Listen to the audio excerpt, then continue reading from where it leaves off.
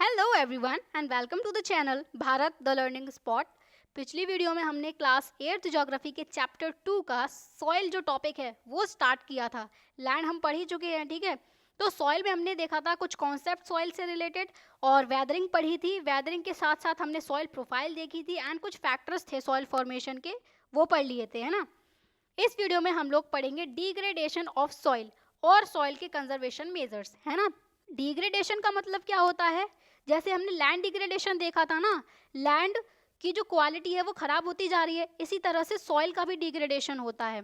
और जब डिग्रेडेशन होगा तो बचाना तो पड़ेगा ही, सॉइल को कंजर्व तो करना ही पड़ेगा, तो उसके भी कुछ मेथड्स हैं, वो भी हम आगे पढ़ेंगे। तो सॉइल एज अ रिसोर्स है, ठीक है। उसको मेजर थ्रेट्स क्या हैं? सॉइल इरोजन पहला थ्रेट और उसका डिप्लीशन। सॉइल इरोजन क्या होता है? जैसे ये यहाँ पर सॉइल है, ठीक है। अब हवा चली इस तरह से तो इसके साथ में सॉइल ना उड़ के निकल गई। यहाँ पर क्या रह गया? हमने सॉइल प्रोफाइल पढ़ी थी ना, तो जो टॉप मोस्ट लेयर है उसमें ही ह्यूमस कंटेंट ज़्यादा होता है। अब वही वाली सॉइल उड़कर निकल गई तो लैंड क्या है, फर्टाइल नहीं रहा। तो सॉइल इरोजन एक मेजर थ्रेट हो गया। और डिप्लीशन वही, जब सॉइल इरोजन हो जाएगा सॉइल बहकर निकल जाएगी, उड़कर निकल जाएगी, तो सॉइल का डिप्लीशन हो जाएगा, यानी कि सॉइल यहाँ से कम हो जाएगी, है ना। तो सॉइल की डिग्रेडेशन में ह्यूमन और नेचुरल फैक्टर दोनों ही काम करते हैं। क्या क्या फैक्टर हैं ह्यूमन और नेचुरल फैक्टर? जैसे डिफॉरेस्टेशन, ये कौन कर रहा है? नेचर थोड़ी ना कर रहा है, नेचर ने तो हमको फॉरेस्ट दिए हैं, ह्यूमंस फॉरेस्ट को काट रहे हैं जिससे डिफॉरेस्टेशन हो रहा है, ठीक है। तो डिफॉरेस्टेशन होगा। अब मैंने वही बात समझाई थी कि जो पेड़ की जड़ें जो हैं, ये जो जड़ें हैं ये सॉइल को पकड़ के रखती हैं, और जब इसी पेड़ को काट दिया तो क्या हुआ? लैंड खाली रह गई, और जब खाली रह जाएगी तो सॉइल इरोजन होगा ना, तो सॉइल डिप्लीट होगी, तो वो थ्रेट हो गया सॉइल को। तो इस तरीके से डिफॉरेस्टेशन काम कर रहा है। और ओवर ग्रेजिंग से कैसे सॉइल डिग्रेडेशन होता है? जैसे देखो, ये घास है, ठीक है, एक मैदान में, और इनको एनिमल्स ने सब घासों को एक बार में खा डाला, तो सॉइल क्या हुई? पूरी खुली रह गई जिस पर कुछ भी नहीं है, तो सॉइल का इरोजन होगा, सॉइल डिग्रेड हो जाएगी, है ना। और ह्यूमन क्या कर रहे हैं? ओवर यूज कर रहे हैं केमिकल फर्टिलाइजर्स का और पेस्टिसाइड्स का, तो इससे तो सॉइल की क्वालिटी बहुत ही ज़्यादा खराब हो जाएगी, है ना। मतलब एक टाइम पर तो ठीक है, ये अच्छा खासा प्रोडक्शन दे देंगे, फसल अच्छी हो जाएगी, लेकिन लॉन्ग टाइम में अगर बात करें ना तो सॉइल बहुत बेकार हो जाएगी, बहुत ही ज़्यादा, मतलब बंजर भी हो सकती है सॉइल। तो इतना इससे नुकसान है। और रेन वॉश भी, रेन वॉश कैसे? बारिश हुई, छम छम छम, और यहाँ पर थी मिट्टी और बह कर निकल गई, तो इस तरह से सॉइल डिग्रेड हो गई। लैंडस्लाइड में देखो क्या होता है, जैसे ये थी फर्टाइल लैंड, ठीक है, फर्टाइल सॉइल है ये, और यहाँ पर है ये माउंटेन, लैंडस्लाइड हुई, यहाँ पर पूरा मलबा गिरा, पूरे में बिछ गया ये, और ये जो मलबा गिरा है ये फर्टाइल नहीं है, ये बिल्कुल प्योर रॉक है। और जब ये इस फर्टाइल सॉइल के ऊपर गिर गया तो सॉइल भी खराब हो गई, जो अच्छी अच्छी सॉइल थी वो नीचे दब गई है, तो सॉइल डिग्रेड हो गई ना। तो लैंडस्लाइड भी, मतलब ये भी चीज़ जो है वो सॉइल को डिग्रेड कर रही है। फ्लड्स कैसे डिग्रेड करेगी? जैसे ये है लैंड, यहाँ से रिवर हमारी बहकर जा रही है, जब बाढ़ आई इसमें ओवरफ्लो हुआ तो पूरे में पूरे लैंड पर ये पानी फैल जाएगा, और जब फैलेगा तो क्या करेगा? ये पानी अपने साथ में सॉइल को बहाकर ले जाएगा, तो सॉइल डिग्रेडेशन वहाँ पर भी हो जाएगा। तो ये सारे फैक्टर्स थे, ठीक है। इन सब की वजह से क्या हो रहा है? सॉइल डिग्रेड हो रही है, चाहे वो ह्यूमंस हो चाहे वो नेचुरल फैक्टर हो, ठीक है। तो जब अगर सॉइल डिग्रेड हो रही है तो सॉइल के कंजर्वेशन के लिए भी तो कुछ एफर्ट्स लगाने चाहिए ना। तो ये कुछ मेथड्स हैं सॉइल के कंजर्वेशन के लिए। तो पहला मेथड है हमारा मल्चिंग। मल्चिंग क्या होती है? देखो, जैसे खेती की जा रही है, जैसे जगह जगह पर ये पौधे लगे हुए हैं ना, ये लगे हुए हैं, और ये बीच की ज़मीन पूरी खाली है, तो क्या किया जाता है? इस खाली जगह पर ही इसको एक ऑर्गेनिक मैटर की लेयर से ढक दिया जाता है, जैसे कि स्ट्रॉ हो गई, जो बची हुई घास वगैरह भूसा वगैरह होता है, उससे इस पूरी लैंड को कवर कर दिया। जैसे ये लैंड कवर है, यहाँ पर ये खाली लैंड नहीं छोड़ी है, ये कवर कर दी है इससे, इस तरीके से स्ट्रॉ से ये कवर कर दिया है। अब क्यों कवर की है? ताकि जो सॉइल मॉइस्चर है ना वो रिटेन रहे, जैसे सनलाइट इस पर पड़ेगी, इस लैंड पर पड़ेगी, ठीक है। तो जब सनलाइट पड़ेगी तो क्या होगा? सॉइल में जो पानी लगाया है तो वो पानी सन की वजह से भाप बनकर उड़ जाएगा, लेकिन अगर ये स्ट्रॉ रहेगी तो इतनी आसानी से सॉइल का जो मॉइस्चर है वो नहीं निकल पाएगा, है ना। तो सॉइल के मॉइस्चर को रिटेन करने के लिए ही इस तरह से मल्चिंग कर दी जाती है, यानी कि ग्राउंड को ढक दिया जाता है।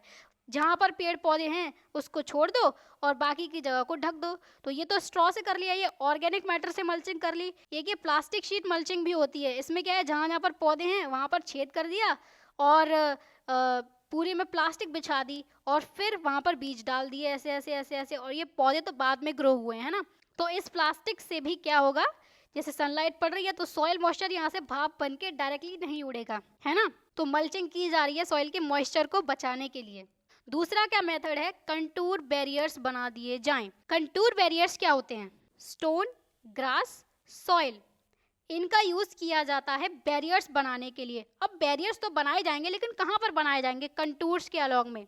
कंटूर क्या होती है, कंटूर नेचुरल शेप या स्लोप होता है लैंड का। जैसे एक माउंटेन है, ठीक है, तो इसमें क्या होता है, कंटूर एक लाइन होती है इस तरह से, लेकिन ये लाइन किसको कनेक्ट करती है, ये उन पॉइंट्स को कनेक्ट करती है जो इक्वल एलिवेशन के हो। एलिवेशन यानी कि इक्वल हाइट के जो पॉइंट्स होते हैं उनको मिलाती हुई जो लाइन होगी।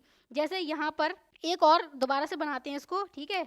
अब जैसे इस पॉइंट की हाइट ज़्यादा है, लेकिन इस पॉइंट की हाइट इस पॉइंट से मिलती है, तो इन दोनों लाइन को मिलाने वाली लाइन हो जाएगी कंटूर लाइन, ठीक है। लेकिन इस पॉइंट की हाइट ज़्यादा है, लेकिन इस पॉइंट की कम है, और इस पॉइंट की ज़्यादा है और इस पॉइंट की कम है, तो ज़्यादा वाली ये मिल जाएंगी, ये कंटूर लाइन हो गई, कम वाली मिल जाएंगी। तो इक्वल एलिवेशन के अगर पॉइंट्स हम मिलाते हैं तो वो लाइन हो जाती है कंटूर लाइन, किसी भी हिल पर या किसी भी स्लोप पर जब ये किया जाता है, ठीक है। इन्हीं कंटूर पर क्या होता है, ट्रेंचेस बना दी जाती हैं। पहले तो बैरियर्स बना दिए स्टोन से, इस तरह से रोक दिया हमने, फिर यहाँ पर ट्रेंचेस बना दी। ट्रेंचेस क्यों बनाई जाती हैं, जिससे वाटर कलेक्ट कर दिया जाए, ठीक है। इन बैरियर्स के आगे यहाँ पर ये जो है ना, ये जो जगह दिख रही है, यहाँ पर ट्रेंच बनाई जाती है। ट्रेंच मतलब गड्ढे जैसा, नाली जैसी बड़ी बड़ी। तो अगर जैसे पानी बरसेगा तो नीचे बहकर जाएगा, तो सॉइल इरोजन होगा। तो उसी सॉइल इरोजन को रोकने के लिए पहले तो बैरियर बना दिए, जिससे ये सॉइल आगे ना जा पाए, और अगर पानी जाए तो इस गड्ढे में चला जाए। और जब इस गड्ढे में पानी जाएगा ना, तो ये पानी धीरे धीरे धीरे धीरे इसी लैंड के अंदर जो है वो परमिएबल हो जाएगा। हमने परमिएबिलिटी पढ़ी थी ना सॉइल की, तो ये पानी इसके अंदर रिस कर चला जाएगा। तो इससे वाटर लॉस भी नहीं होगा और ना ही सॉइल इरोजन होगा, है ना। जैसे यहाँ पर लिखा हुआ है कि ये जो बैरियर्स हैं, ये वाटर के फ्लो को स्लो डाउन कर देते हैं और सॉइल इरोजन को रोकते हैं, and allow more water to soak into the ground. और वही बात जो मैंने बताई, जो पानी है वो ग्राउंड सोक कर लेता है उसको, तो वाटर लॉस नहीं होता है। नेक्स्ट है रॉक डैम। रॉक डैम क्या होता है, जो रॉक्स होती हैं, मतलब जो पत्थर वगैरह हैं, उनको पाइल्ड अप कर लिया जाता है एक साथ में। जैसे यहाँ पर दिखाया गया है, ये जो है ये पूरा रॉक्स हैं, रॉक्स से पूरा डैम बना दिया गया, रोक दिया गया इसको, जिससे जो वाटर का फ्लो है उसको स्लो कर दिया जाए। अब यहाँ से अगर पानी बहकर आएगा तो यहीं के यहीं रुक जाएगा, यहाँ से आगे नहीं जा पाएगा, है ना। वाटर का फ्लो स्लो हो गया, इससे जो गलीज हैं वो रुकेंगी।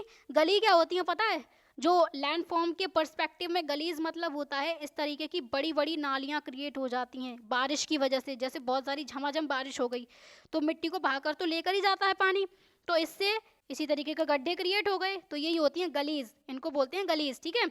इन्हीं गलीज को रोकने के लिए, जैसे ये यहाँ पर भी तो गली क्रिएट हो रही है ये पूरी, और ये बीच में रॉक डैम क्रिएट कर दिया। इससे क्या होगा, सॉइल लॉस नहीं होगा, पानी यहाँ से बहकर नहीं जाएगा तो मिट्टी नहीं निकल पाएगी। तो रॉक डैम एक हमारा मेथड हो गया। अगला मेथड है टेरेस फार्मिंग। टेरेस फार्मिंग क्या होती है, एक फ्लैट स्टेप्स जो हैं या टेरेस, जिनको हम सीढ़ियाँ बोलते हैं हिंदी में, वो क्रिएट किए जाते हैं एक स्टीप स्लोप पर या माउंटेन पर। इस तरीके से टेरेस बना दिए जाते हैं जिससे फ्लैट सरफेस क्रिएट हो सके। ये देखो, जब हमने इन टेरेसेस को बनाया तो ये फ्लैट सरफेस बीच का जो है ये फ्लैट है ना बिल्कुल। अब इस पर हम क्रॉप्स ग्रो कर सकते हैं। लेकिन हमने टेरेस ही क्यों बनाए, अगर हमको क्रॉप ही ग्रो करनी थी तो हम डायरेक्टली इस पहाड़ पर ग्रो कर सकते थे। लेकिन क्या होता अगर यहाँ पर ग्रो कर भी देते, ठीक है, तो जैसे बारिश अगर हुई, बारिश हुई तो डायरेक्टली जो सॉइल है वो सीधे नीचे जाएगी बहकर, यहाँ पर तो रुकेगी नहीं, तो प्लांट को जो चाहिए पानी वो उनको मिल नहीं पाएगा। तो इसी सरफेस रन ऑफ को रिड्यूस करने के लिए और सॉइल इरोजन को रिड्यूस करने के लिए इस तरीके से टेरेस बनाए गए, और इससे ना वाटर भी यहाँ पर रुका रहेगा। जैसे फोटो में दिख ही रहा होगा, ये जो पानी है ये दिख रहा है, पानी भी रुका हुआ है और सॉइल भी बहकर नहीं जाएगी। जैसे अगर यहाँ से पानी गिरा अभी तो दूसरी टेरेस पर जाएगा, यहाँ से गिरा तो यहाँ जाएगा, है ना, बहुत ज़्यादा नहीं गिरने वाला है। लेकिन तो इसीलिए टेरेस बनाकर वहाँ पर फार्मिंग की जाती है। तो ये हिली एरिया में सॉइल कंजर्वेशन का एक मेथड हो गया। अगला मेथड है इंटरक्रॉपिंग। इंटरक्रॉपिंग पता क्या होती है, इसमें अलग अलग तरीके की क्रॉप्स ऑल्टरनेट रो में ग्रो की जाती हैं। जैसे ये एक रो में एक टाइप की क्रॉप है, ये दूसरी रो में दूसरी टाइप की क्रॉप है ना, और अलग अलग टाइम पर इनको बोया जाएगा। अब अलग अलग टाइम पर बोने का क्या फ़ायदा होगा, जैसे मान लो ये वाली जो है वो अक्टूबर में बोई गई है, ठीक है, और ये वाली अप्रैल में बोई गई है। तो जब तक ये वाली जो फसल है, जब तक ये मेच्योर होगी, जब तक ये काटी जाएगी ना, तब तक ये वाली बड़ी हो जाएगी और यहाँ से लैंड खाली हो जाएगा, इस वाली रो से लैंड खाली हो जाएगा, लेकिन यहाँ पर अभी भी फसल है। तो फिर इससे क्या फ़ायदा हुआ कि जो सॉइल है ना वो रेन वॉश से प्रोटेक्ट हो सकती है। जैसे बारिश अगर होती है तो अगर पूरे लैंड से ही अगर हम इस पूरी फसल को निकाल लेंगे, अगर एक ही फसल होगी तो पूरी एक ही टाइम पर काटी जाएगी, तो लैंड खाली रह जाएगा, मतलब वहाँ पर कोई भी पेड़ पौधा अब नहीं है। तो अगर बारिश होगी तो मिट्टी जल्दी बह कर जाएगी। तो उस रेन वॉश से बचाने के लिए ही ये वाला मेथड अपनाया जाता है, जिससे हर टाइम खेत में कुछ ना कुछ पौधे हों और वो सॉइल को बचा कर रखें रेन वॉश से, है ना। तो ये एक और मेथड हो गया इंटरक्रॉपिंग, जिससे हम सॉइल इरोजन को रोक सकते हैं। अगला मेथड है कंटूर प्लोइंग। कंटूर प्लोइंग क्या होती है? जैसे हमने अभी कंटूर समझा था कि जो इक्वल एलिवेशन वाले जो पॉइंट्स होते हैं उनको जोड़ने वाली लाइन को ही कंटूर बोलते हैं, कंटूर लाइन उनको बोलते हैं, ठीक है। तो जो कंटूर होंगे किसी हिल स्लोप की, वहीं पर प्लोइंग कर दो, वहीं पर ही तुम फसल उगा दो, वही हो जाएगी कंटूर प्लोइंग। जिससे क्या होगा, एक नेचुरल बैरियर क्रिएट हो जाएगा for water to flow down the slope. मतलब पानी जो है नीचे स्लोप में डायरेक्टली बहकर नहीं जाएगा। जैसे यहाँ पर कंटूर से ये पूरी इक्वल एलिवेशन की लाइन है, यहीं पर फ्लोइंग कर दी, ये एक और लाइन है, ये एक और लाइन है, ये एक और लाइन है। तो अगर वाटर अगर फ्लो करेगा भी तो ये एक बैरियर क्रिएट हो गया ना, यहाँ पर अगर पेड़ पौधे होंगे तो पानी को जल्दी से नीचे जाने से रोक लेंगे ये, और जब तक पानी रुका रहेगा तब तक ये अंडरग्राउंड इसको क्या कर लेगा, सोक कर लेगा, है ना, और सॉइल इरोजन भी इससे रुक जाएगा। तो इसीलिए जो कंटूर फ्लोइंग है वो भी एक बेस्ट तरीका है ना। तो मतलब हमने ना मतलब अभी टेरेस फार्मिंग और कंटूर फ्लोइंग दोनों देखी, तो इसमें मतलब थोड़ा सा डिफरेंस है। क्या डिफरेंस है कि कंटूर फ्लोइंग में तो जो स्लोप का जो कर्व है, जो नेचुरल कर्व है, जैसे ये माउंटेन है, ये इसकी कंटूर लाइन है इक्वल पॉइंट्स वाली, इक्वल एलिवेशन के पॉइंट्स वाली। यहाँ पर हमने क्या कर दिया, फसल उगा दी, है ना। अब फसल उगा दी तो क्या हुआ कि वो उसे कंटूर फ्लोइंग बोलेंगे। लेकिन टेरेस फार्मिंग में हम खुद से क्रिएट करते हैं, उस फ्लैट एरियाज को क्रिएट किया जाता है। कंटूर फ्लोइंग में हम कोई फ्लैट एरिया नहीं क्रिएट कर रहे हैं, सिर्फ कंटूर लाइन हमने पहचानी कि हाँ यहाँ पर इक्वल एलिवेशन है, वहाँ पर पौधे लगा दो। लेकिन टेरेस फार्मिंग में हमने क्या किया, जो स्टेप्स हैं वो बनाए, सीढ़ियाँ, टेरेसेस बनाए, फ्लैट सरफेसेस बनाए, ताकि उसमें फार्मिंग की जा सके। और कंटूर प्लोइंग मॉडरेट स्लोप पर यूज़ होती है, क्योंकि अगर ज़्यादा स्टीप स्लोप होगा ना, इस तरीके से होगा, तो यहाँ पर कंटूर प्लोइंग पॉसिबल नहीं है। यहाँ पर जाओगे ही कैसे, तुम ही नहीं खड़े हो पाओगे यहाँ पर, तो पेड़ पौधे कैसे ग्रो करोगे यहाँ पर, है ना। तो इस तरीके से अगर मॉडरेट स्लोप हो तो यहाँ पर ऐसे ऐसे ग्रो की जा सकती है कंटूर प्लोइंग के हिसाब से। लेकिन टेरेस फार्मिंग सूटेड है स्टीप टेरेन के लिए, क्योंकि अगर स्टीप टेरेन होगा भी तो क्या कर लेंगे, उसमें से सीढ़ियाँ काट लेंगे, देखो इस तरह से यहाँ पर क्या करेंगे, टेरेस क्रिएट कर लेंगे, है ना। ये जो स्टेप्स हैं ये क्रिएट हो जाएंगे। तो ये मतलब इन दोनों में ये बेसिक डिफरेंस है कि यहाँ पर कंटूर प्लोइंग में कोई टेरेस नहीं बनाते हैं, सिर्फ जो कंटूर लाइन है वहीं पर ही हम क्रॉप जो है उसको ग्रो करते हैं। लेकिन टेरेस फार्मिंग में टेरेस खुद से बनाते हैं हम, ठीक है। तो ये छोटा सा डिफरेंस है दोनों के बीच में, लेकिन याद रखने वाली बात है ये। एक लास्ट मेथड है सॉइल कंजर्वेशन का, वो है शेल्टर बेल्ट्स बना देना। शेल्टर बेल्ट क्या होती है, जैसे जो कोस्टल रीजन होता है, कोस्टल यानी कि जो समुद्र तट होता है वो वाला रीजन, जैसे हमारा इंडिया का जो ये वाला पार्ट है पेनिनसुलर इंडिया जिसको बोलते हैं, यहाँ पर पूरा सी है ना, तो ये पूरा कोस्ट है, तो कोस्टल एरिया है। और जो ड्राई रीजन्स होते हैं यानी कि जहाँ पर बारिश बहुत कम होती है, इन दोनों जगहों पर ना हवाएं बहुत तेज़ चलती हैं। यहाँ से देखो, यहाँ से हवा चलेगी तो बहुत तेज़ चलेगी, क्योंकि हवा के रास्ते में ना कोई भी बैरियर नहीं है। तो और जो ड्राई रीजन है वहाँ पर भी पूरी जो लैंड है वो बिल्कुल खाली है, तो यहाँ से भी हवा जो है बहुत तेज़ चलती हैं। जब ये तेज़ चलेंगी तो क्या होगा, सॉइल को अपने साथ उड़ाकर लेकर जाएंगी। तो इसी को रोकने के लिए जो ट्रीज़ हैं उनकी रोज़ को लगा दिया था। जैसे ये खेत है यहाँ पर, है ना, तो इसके साइड में ट्रीज़ की रोज़ जो है वो लगा दी गई हैं, जिससे अगर इस तरीके से अगर यूं करके हवा आ रही है तो ये ट्रीज़ इस सॉइल को जाने से रोक लेंगे और यहीं पर ही जमा हो जाएगी सॉइल, है ना। तो क्या लिखा है यहाँ पर कि इनको प्लांट किया जाता है to check the wind movement. वही बात कि विंड के मूवमेंट को ये रोक लेंगे और इससे सॉइल कवर को प्रोटेक्ट कर लेंगे, और सॉइल यहाँ से उड़कर कहीं और नहीं जाएगी, यहीं पर ही रहेगी, ठीक है। तो ये थे सॉइल कंजर्वेशन के कुछ मेथड्स। सो इस वीडियो में इतना ही, मिलते हैं अगली वीडियो में एक नए टॉपिक के साथ। तब तक के लिए वीडियो को लाइक करें, शेयर करें, चैनल को सब्सक्राइब करें।